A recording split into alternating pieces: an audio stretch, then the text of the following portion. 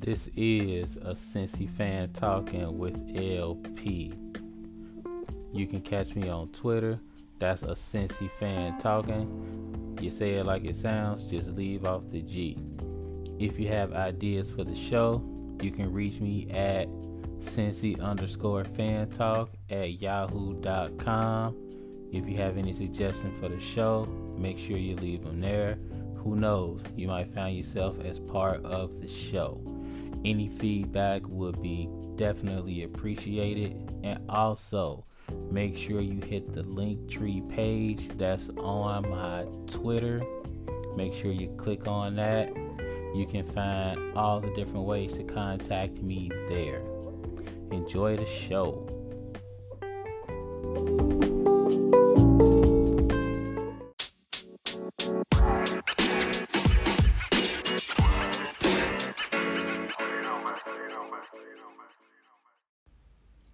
What is going on, y'all? Welcome to another episode of A Cincy Fan Talking with LP. And of course, this is yours truly, LP. Appreciate y'all stopping past for another week, another episode. Appreciate y'all giving me another half hour. I don't know, however long I go. I appreciate y'all coming through and giving me a little bit of y'all time. Always check out the Linktree. Do me that solid. Check out those causes. Check out all the stuff that's near and dear to me. If you can't donate, as I always say, if you can't donate, share out. I will really appreciate that. But as always, thanks for stopping by and hearing what I got to say, because that's the best thing to me. Somebody just listening to what you have to say. That's absolutely dope. So thank you for that. We're gonna dip into a lot of things. We're gonna dip into some football, college, pro, get into a little bit of education talk. We're gonna talk about that. So got the promo for y'all for one of the Twitter homies, real cool. Tamara Don got a real dope podcast. Really need y'all to check that out. So we're gonna do her promo. Somebody that's really helped me as far as getting my podcast out there and just helping me like navigate through all of this stuff. So check out her podcast. We're gonna check out her promo. Real dope stuff. So got a lot of stuff to get through and to get to. The Bengals caught an L. The Bengals caught a W. And it's funny because when I do my notes, I just basically write a one-liner about what I'm gonna talk about, and I just kind of like start talking about that. And I wrote my one-liner yesterday about the Bengals. I literally wrote this, y'all. Like, no shit, this is what I wrote. I really don't want to talk about the Bengals, but I am. That's what I wrote because I just figured it was going to catch the L. I really did. So when I said that, that was me thinking what I thought was going to happen yesterday. And who knew, right? That's why you line up and that's why you play the game. You got to give it to Zach and the boys. You really do. I mean, they've been looking like stir-fried trash for the past 3-4 weeks. Like, it really has not been looking good. And if anybody out there was thinking what I was thinking, I wouldn't be mad at you. Like, I really thought it was when the ESPN analyst was out there talking cash, like, yeah, 28-3, 42-10. I wasn't even mad. I wasn't even about to watch the game. I was about to play 2K, like I really was. I was about to just wrap it up. Son told me to watch the game because that's my squad. That's my Bengals. Win or lose, ride or die. Like, I'm watching my Bengals. And sure enough, they pulled it out. They really, and I haven't said this since the Tennessee game. They really looked like they wanted to win the game more than the opponent, which is absolutely crazy because Pittsburgh had more on the line. I mean, maybe Juju Smith-Schuster shouldn't have been dancing on the logo like that. I mean, maybe Pittsburgh shouldn't have just underestimated their opponent like that. There was a lot going into it, but the Bengals really showed up to play. The defense showed up to play. And maybe this had a lot to do with Big Ben finally regressing. And me and the wife, we're looking at the game, and we've been tortured from the ghost of Roethlisberger past. We just been tortured by this guy. Down 14, down 17. Ben and the boys come back and get it done. And the kicker Boswell never missed against the Bengals. So at some point we just watching like, okay, when does Pittsburgh show up? When does Pittsburgh show up? Even when the Bengals are up 17-0, we just kind of looking. We like, we want to get geeked up. We want to get geeked up. We want to get hyped up. That's what we thinking. That's what we thinking when we looking at the game. But at some point, we just looked at each other and we was like, the Bengals just look like the better team. They just do. And it showed. The Bengals looked like the better team. We haven't said that a lot in 2020. So you got to give credit where credit is due. You can't be out here like, oh, well, Pittsburgh was trash and they're really not a great team. Come on, man. They're 11-3. You don't win 11 games in the NFL by being trash. It doesn't happen that way. The Bengals beat a good team by playing better. What we're not going to do is absolve the entire season because the Bengals won the game. Like, nobody's doing that. No rational fan is doing that. I'm not up here telling you everything is all well and good. I'm not saying that. That's not what I'm doing right now. I'm not saying that all the problems for the Bengals are fixed. I'm not saying that we can get off of Zach Taylor's case. By the way, he's not on the hot seat. Honestly, he never was. I know I've been saying for the past couple of weeks, like, maybe, I need to let him go. Maybe we need to go in another direction. It's not going to happen. Not in Cincinnati. If you got 3 or 4 years on your contract, you're getting those 3 or 4 years. I wouldn't say that's a bad thing in Cincinnati, because Cincinnati is unique in that your contract might be a little bit lower than in other places. Like, say you go to Washington, say you go to Philly, say you go to Dallas, I don't know, somewhere like that. You might get way above market value as a coach, as a player, or whatever. You just might. But you think you really think you're getting all those years if you don't perform? Like, you really think you're getting all those years? No, it's not happening for you. But in Cincinnati, you might not get market value. You might get underpaid a little bit.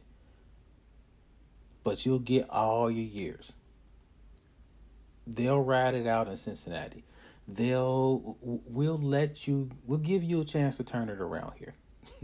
Mike Brown and the boys will do that. I'm not saying that's a bad thing.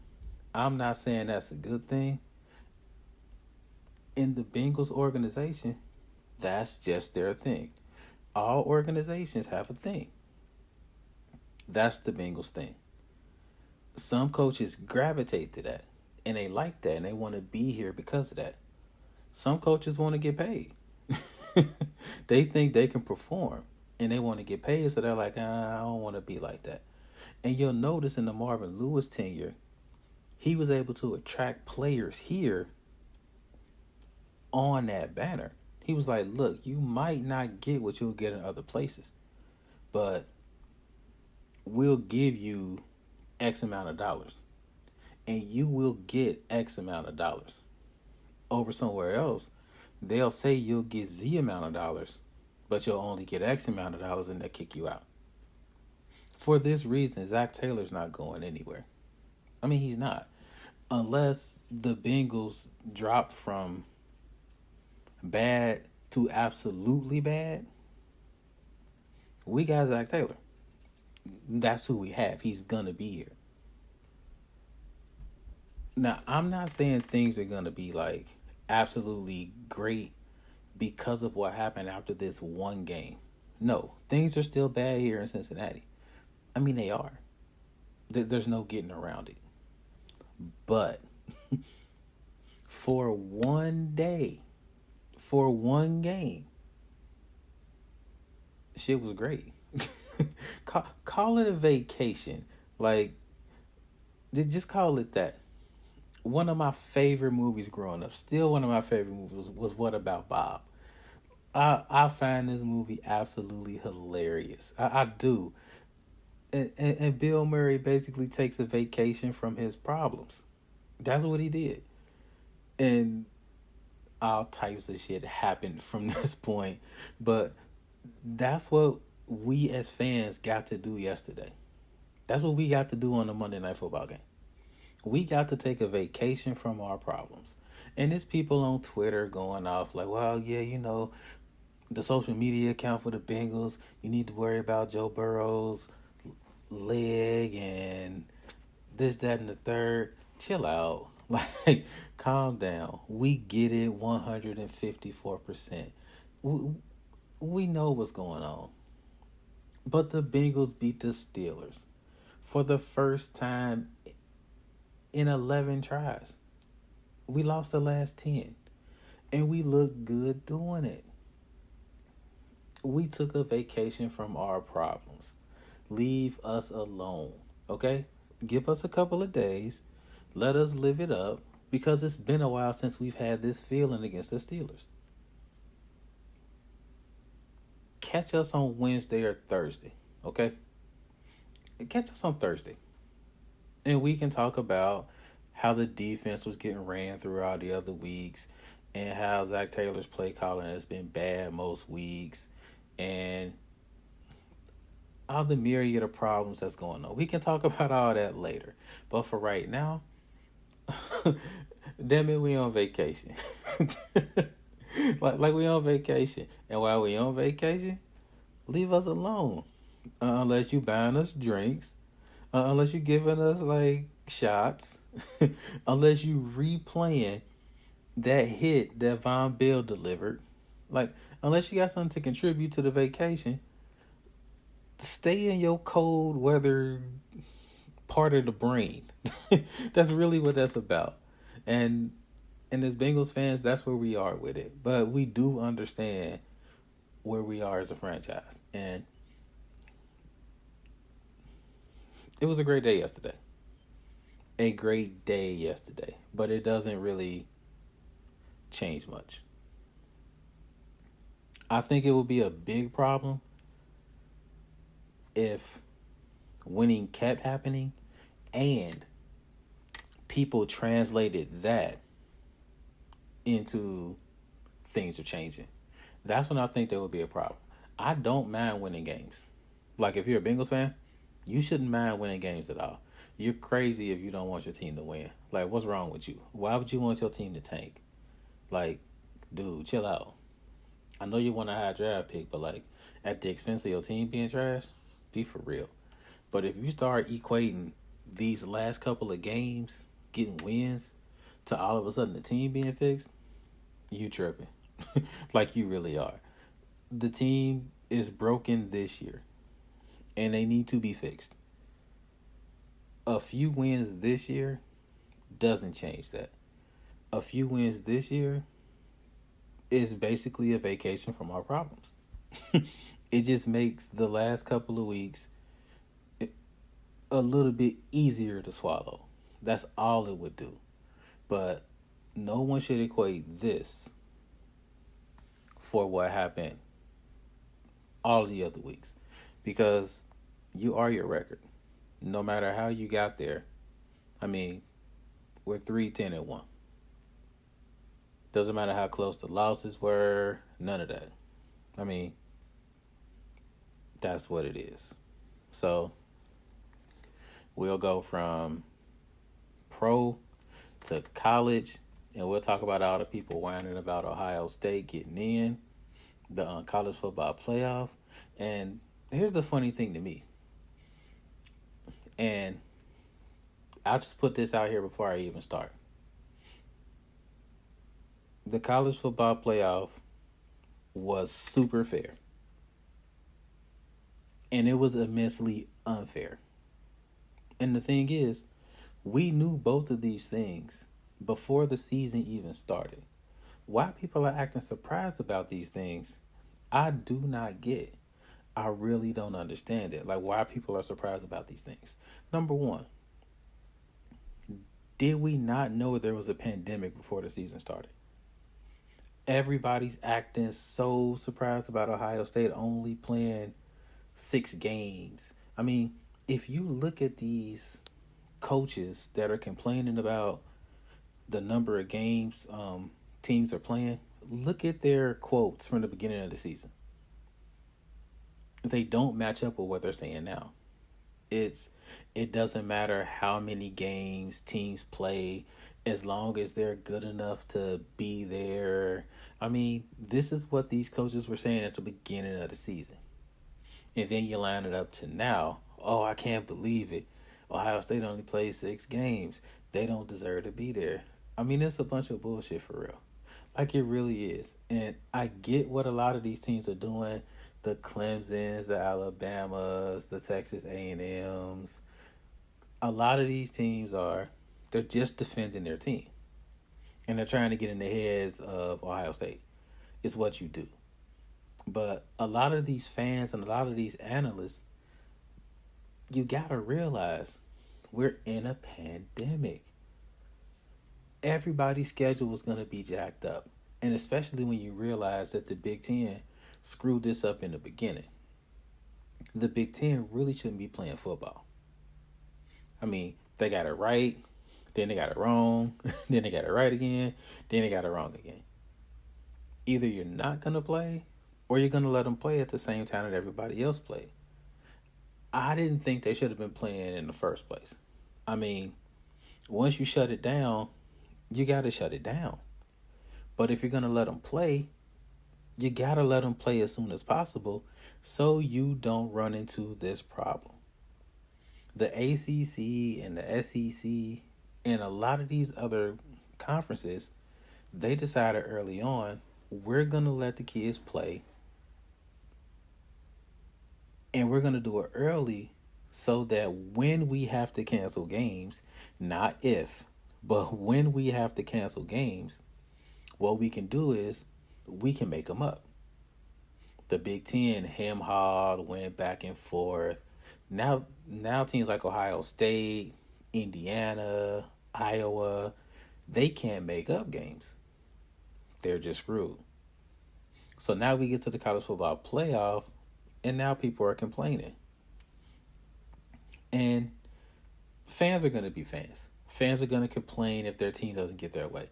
If Ohio State was 10-0 and Alabama was 6-0 and Alabama got in, you would hear people like me irate. How does Alabama get in? It's just people loving Alabama. It's what we fans do. If our team isn't getting a fair shake, we complain. If we feel like our team is getting disrespected, we complain. Fans are innate complainers. That's what we do. Like, we want our team to win. If your team's not winning, you're irrational. Like, you're just a baby. Like, stop complaining so much. If my team's not winning, all of the forces of the world are conspiring to ruin my team. Everybody hates my team. This is how fans think.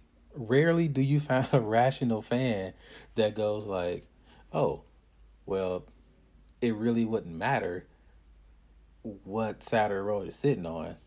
Everybody's going to get treated unfair unless you're Ohio State or Clemson or Alabama or Notre Dame. And maybe if you want to throw it in there, Oklahoma. And oh, look, who's 5 of the top 6? Alabama, Clemson, Ohio State, Notre Dame, and Oklahoma at number 6. Texas A&M is number 5, but let's be real. Texas A&M never had a shot. Like, they really didn't. Like, it wasn't even a thought. So what's really happening is we knew who was going to be in the top 4 before the season started. Like, let's be real. Ohio State played one game and was number 3 in the polls. All they had to do was keep winning, and they were going to get in. As an Ohio State fan, I'm good with this. As a Cincinnati fan, this irks my soul. It really does. Because I understand that as a UC fan, UC has no shot to get in the college football playoff. It's never gonna happen. It's not. They can win every single game they play. And they can beat teams in the Power 5. They're not gonna get in. The system is not set up for them to get in. I was talking to one of the homies on the podcast, the Friday Night Music Party podcast. Definitely check them out. By the way, they I talked about them before. They like to mix up the music. Real diverse pod. I love that guy over there. Real good stuff. Um, Talking to him, kind of going back and forth about this. It would just make more sense if the group of 5 branched off and just had their own playoff. Why not? There's no way people wouldn't watch it. I'm definitely down to watch a college football playoff with the group of 5 in it. That's just good TV right there. You can still keep your same schedule. You can still play teams in the Power 5. I mean, it'll give you a hell of a boost if you beat them. But at least this way, you can play for a national championship. And you have a say. You have a real say in what happens to you. You're not counting on 9 teams to lose ahead of you 3 times. UC, University of Cincinnati, was behind Oklahoma with 2 losses, and Iowa State with 2 losses. It just doesn't make sense. But if you're an Oklahoma fan, you're like, well, we would beat the paste out of Cincinnati. I mean, but do you know that for sure? Have you seen Cincinnati play? Do you know how good they are? Do you know the type of athletes they have on their team?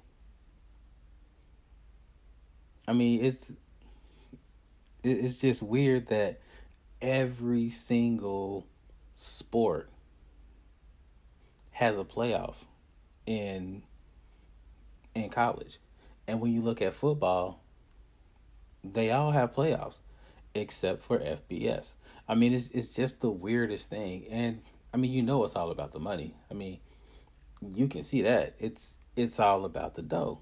I mean, you got to have that Meineke Car Care Bowl. You got to have the Alumni Bowl and I don't know, the Spectrum Alarm Clock, Fan Post Bed Rail Bowl, powered by Netflix. I don't know. I mean, you gotta have those bowls, right? But wouldn't it make sense if those bowls meant something? Like if you could get all of those bowls to be a part of the playoff instead of just 2 of them, and have more teams included in a Power 5 playoff, or invite more teams from the group of 5 into a big playoff.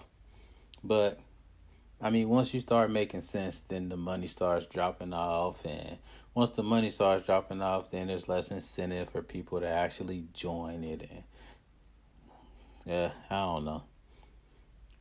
But for me, it seems like year in and year out, we know who's going to be in the playoff. 20 of the 28 playoff spots since this whole thing has started has been Oklahoma, Ohio State, Alabama, and Clemson. That's 20 of the 28 possible playoff spots. Now, as an Ohio State fan, cool with me, but that's 4 happy fan bases. And you're looking at all of the other fan bases looking like, what are we hustling for? Like, what is this about? I mean, you can only go to the Citrus Bowl so many times before it just doesn't mean much. And then you have more and more kids opting out. They're like, I mean, why am I risking it when it just really doesn't mean as much? And we can say, oh, it means a lot. These kids want to go out as a winner. But on New Year's Day, they're watching the 4 teams that are actually playing for a national championship. More teams should have a shot. I mean, when you look at it, isn't that why we watch March Madness? We know deep down, like we understand when we're watching the basketball NCAA tournament, we know in our hearts there's about 7 teams that have a pure shot of winning that whole thing. We know this. Like we get it. But why do we watch? We watch for those small teams that have that one shot to maybe possibly that blue moon shot of winning. We know they won't, but they got a shot. And that's all these teams are asking for, a shot. And in football, they're not even getting a shot. And when you think about it, it's unfair. And I'm saying that as an Ohio State fan. Like, it's inherently unfair for a group of 5 team to go undefeated in their conference and not get a shot. And for another group of 5 team to go undefeated in their conference and then knock off ranked teams and not get a shot. I mean, it really is unfair when you think about it. So I would say I hope something gets done about it, but yeah, it's not going to happen anytime soon. I mean, it's been like this for decades. I mean, it's just opened up from 2 to 4 in the past 6 years. So yeah, change is going to be super slow. We're going to go ahead and jump into that promo. So we'll be right back. Cincy Fan Talking with LP. Check you in a second. Hey y'all, hey, it's your girl Tamara Dawn, host of Tamara Till the Break of Dawn podcast. Now join me every Thursday on your favorite podcast platform and hop on my train of thought as I talk about the foolishness I'm going through and the ways I'm trying to grow. You can also follow me on Twitter and Instagram at Tamara_the_Dawn. Now, every other letter is an A in Tamara, but make sure y'all check me out every Thursday on your favorite podcast platform.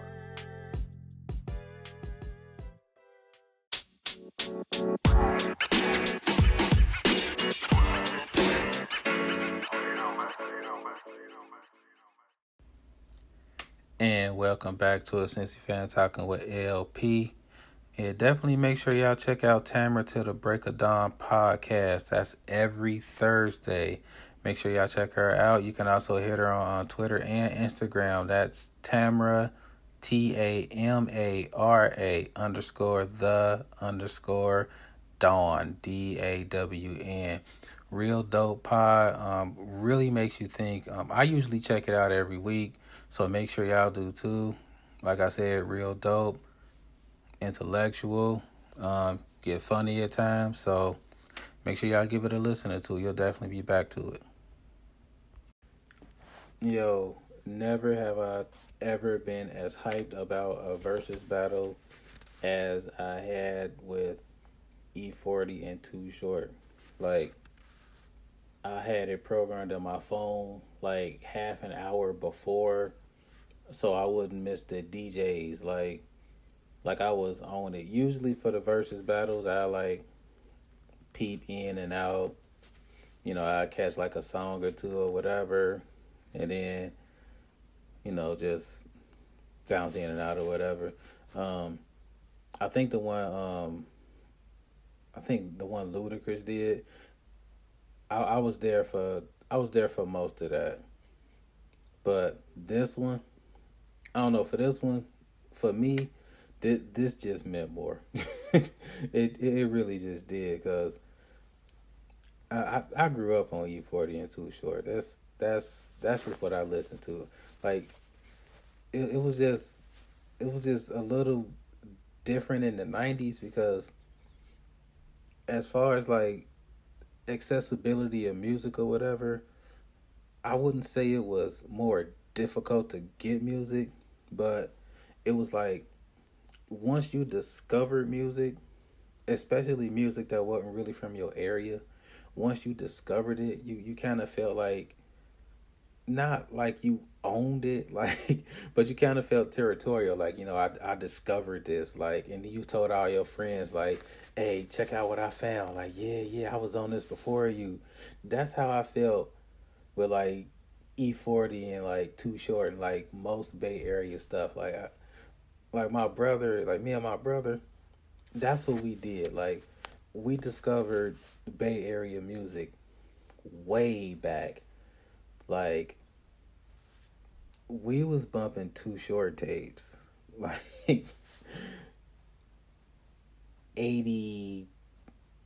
We really weren't supposed to be listening to this stuff in like 89. We really wasn't. Like it's embarrassing to say, but like I got into so much trouble just leaving that stuff out. My mother was just looking at me like, "Boy, what?" Like, but that's what we did. Like we was just listening to like a lot of Bay Area artists. Like uh, a lot of them. A lot of people didn't know about these artists, but we just really liked the sound because it it sounded different. Like everybody kind of had their own sound. That was the thing about the '90s. It was like everybody had their own sound, and it just kind of mixed up. And then once it started bouncing around from like region to region, people kind of mixed it in. But no one was afraid to say, "Hey, this is somebody else's and this is somebody else's." And I feel like what E40 and Too Short have done is really, really smart because they're not afraid to lend their sound to other people. And I feel like a lot of artists, as they get older, they're getting really territorial. And they're like, these younger rappers, they don't know about the game. They don't know about the game. Now they don't know about this, that, and the third. But they not going to know about the game if you don't tell it to them. Like, if nobody teaches it to them, they don't know it. And that's what I feel like is so dope about Too Short and E40. Like, they're willing to teach people what they know. And they're willing to let people sample their music. And they're willing to hop on tracks with other people so other people can understand where they're coming from. It helps them stay relevant, too.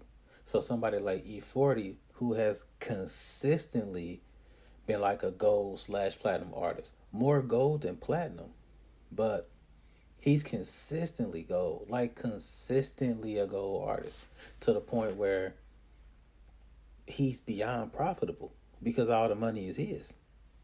Because he's not on like major labels. Like that money is his. So being a gold artist on your own label is killing being platinum on somebody else's label. Like people like E40 and Too Short, they understood the game years before other people did, and it's just it was really dope to see them out there like shining and like pumping their own brands up, and like it was cool. It was like I was like holding like my E40 in a major way, like tape up, like like dang, I was listening to this way back then, like it was cool. So like major props to them, like major props to the Bay Area all together, man. They really did their thing, but I feel like we all won for real because that was a real dope quote unquote battle because they weren't really battling. It was just like two friends playing their music. That's all it was. Like I got this. Well, I got this. Well, I got this. Well, I got this. But that wasn't really a battle. We just saw two friends playing music for like 2+ hours, and then they probably went home and laughed about how much money they made. that's probably how it should always be. Like, I mean, that's how I see it in my head. Like, that's probably what happened. They probably just got, I don't know, got some food or whatever. But hey, shout out to them. Shout out to everybody that was listening or whatever. That was cool. Um, we are on winter break, like our entire house. So we up here living it up for the next 2 weeks, and to tell you what, it couldn't have came soon enough for everybody in the house, cause um, it's pretty much been remote learning for all of us for the most part, and it has it has been an absolute drain. It's it's been something else, and I know I got like more than a few friends that's been in school and out of school and in school and out of school because they had to like quarantine, due to close contact and stuff like that, and like it's been an absolute mess. Like as far as us teachers, like this has been a year for me, and this is just me personally. What this has shown me is that gap between the haves and the have-nots, like that gap between schools that have what they need and schools that don't, so they have to do all types of things to engage kids and keep kids in contact, and like it's just getting bigger.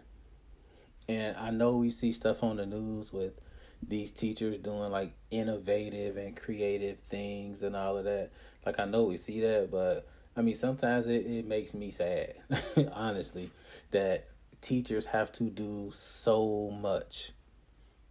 And it's kind of crazy to me. I mean, to do so much to be called a great teacher, to do so much to get all of this praise. I mean, sometimes it's maddening to me. I mean, I'm I'm watching a lot of kids, and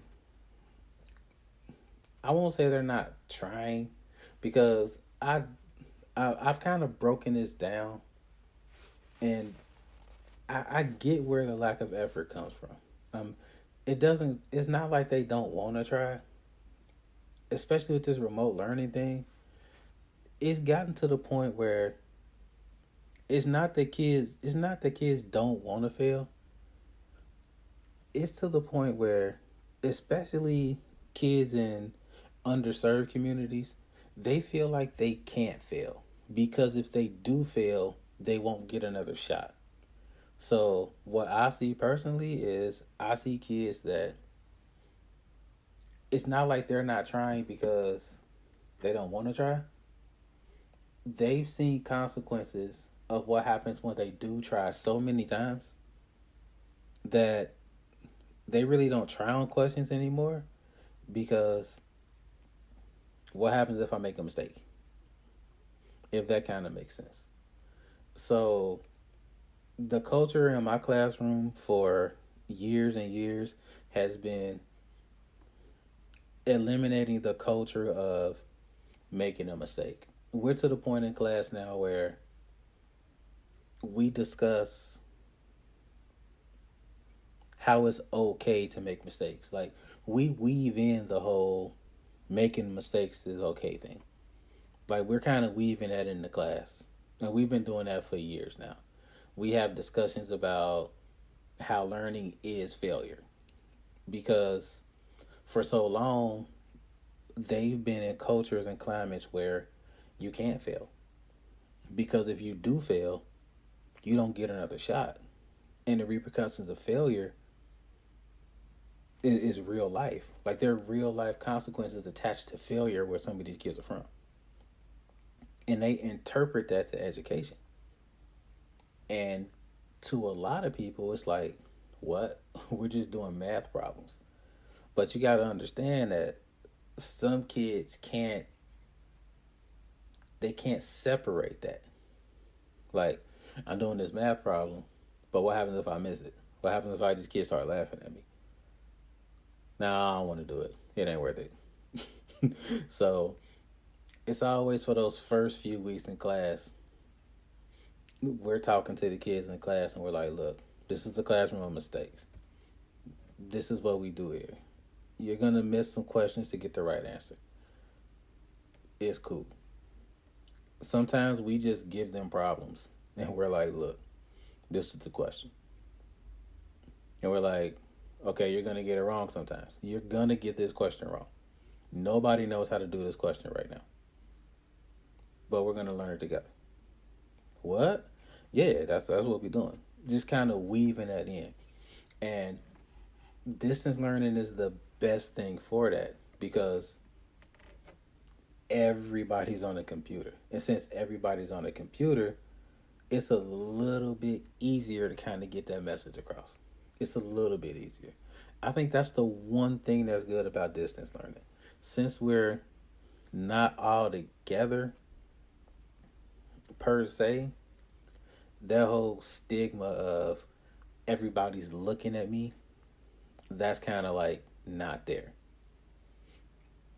The problem is not everybody can get there. I mean, it's crazy that in the year of our Lord 2020, not everybody has access to the things that they need. I mean, it's absolutely crazy.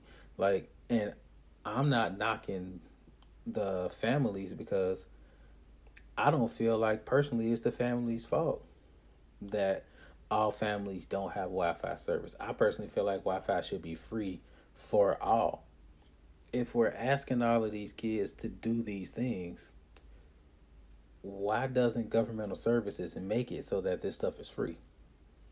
I mean, stuff like this really doesn't make sense to me. I mean, in order to close an educational gap, if we're really talking about things like No Child Left Behind in America, wouldn't it be easier to do things like that so no child is left behind? Wouldn't it be easier to enable Wi-Fi services for everyone? Now, of course, I know there are logistical things. There are logistical concerns, of course. But making that step, getting free hotspots to everyone,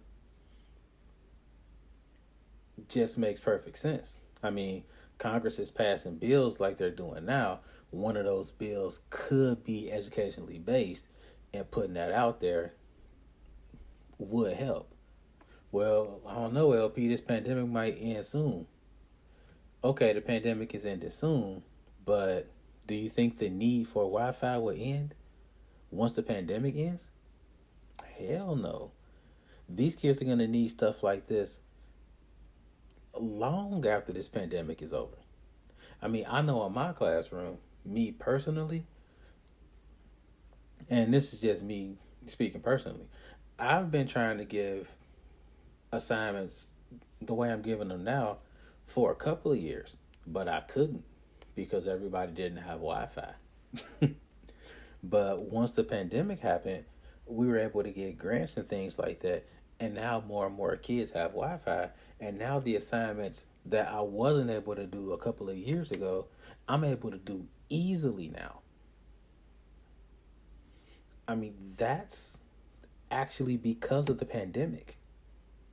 There are things that I wanted to do in my classroom 2 years ago that I'm doing now in my class.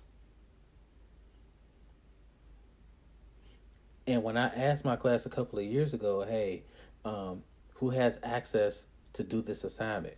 I have like 3 or 4 hands pop up. Everybody else was like, oh, I have to do it on my phone. Okay, everybody has phones, but there's no way to do this assignment on this phone. It doesn't format right. And I know there's a lot of people out there going like, well, why can't they do the assignment on the phone? I mean, phones have services like that, right? Sure they do. But you try doing some of your work on the phone and see what happens. I mean, this is the thing that concerns me the most about remote learning. Coming back. Because what I've learned is once the problem is gone, people think the problem is gone. I'm gonna make that make sense for you. Once this pandemic is quote unquote over, people are gonna think that the educational gap that we're seeing now is gonna close. People are gonna think that just because that we're letting the kids get back into school, that all of a sudden things are gonna get better. But we're gonna end up with kids having the same problems that they had when they left. These problems they haven't went anywhere. They were there once we started letting the kids go home because we saw 3 or 4 virus cases. Lack of funding in these inner city schools. Lack of Wi-Fi resources. Lack of equipment.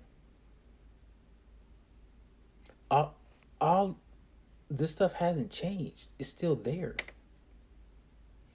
And unless we start fixing this stuff now, while we're shining this real big light on the situation, unless we change this stuff now, that gap is just going to get bigger. Because while we're talking about how we're seeing like one segment of education struggling, there's another large segment of education that hasn't skipped a beat. There are public school systems in America that haven't skipped a beat. They've been doing this distance learning stuff for years. They were able to segue into this easily. This was not a problem for them. But for other districts, major issue. There were some districts that were using packets, just paper packets for a very long time because of resource issues. And then you have some districts, their kids already had laptops. Every kid in the district had laptops, and we're taking them home every single day to homes where they all had Wi-Fi. So they basically said, hey, we're just going to go ahead and do our entire bail schedule from the phone, from our computers. And it was easy for them. No problem. So what we have to do is figure out how to close the educational gap. And I won't say that it's simple, but there are ways to begin it. That's what I will say. Because no problem this big is simple. I mean, it's kind of funny to me when I hear people say, oh, well, it's simple. Here's what we do. If it was that simple, we would have already done it. Like it would have been done a long time ago. But there are ways that we can start. And what's maddening to me is that in a lot of places, inner city schools, we haven't started. And nobody's helping to start it. So we got to get there because you're just going to see that gap grow and grow and grow and grow. So I really do hope that the powers that be, they're really paying attention to what's happening. And when I say really paying attention, what I'm not saying is just get everybody back in school.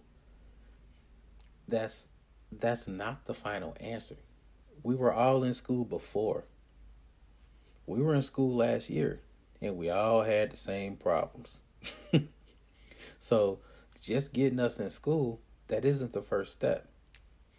It's going to take more than that. Because, truth be told, if we all had what we needed, if everybody had what they needed, we could get stuff done outside of school. Remote learning could just be flowing really well outside of school. Remote learning isn't working well because everybody doesn't have the resources. Now, when I say it's that simple, that really is that simple.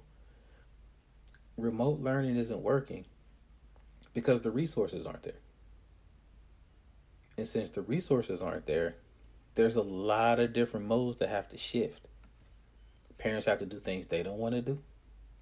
Teachers have to do things that they don't want to do. And then you see students that have to do things that they don't want to do. And it's like one big horrible circle.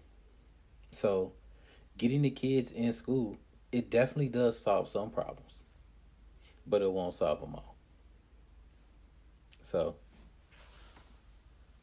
that's my spiel on that, and we're gonna go ahead and head out on that note. Um, as always, make sure you check us out every Tuesday. Y'all know how that go, and we're gonna ride out for this week. Until next week, as always, y'all, life is good. Cincy Fan talking with LP. Peace out. If you're not ready for the conversation to end, I'm not either. Make sure to catch me on Twitter. That's the Cincy Fan talking. Leave off the G at the end of it, and we can keep the conversation going. Also, don't be afraid to hit that subscribe button so you can catch the next episodes. The episodes will drop every Tuesday. If there's a change in that, I'll make sure to let you know. Appreciate the support. As always, life is good.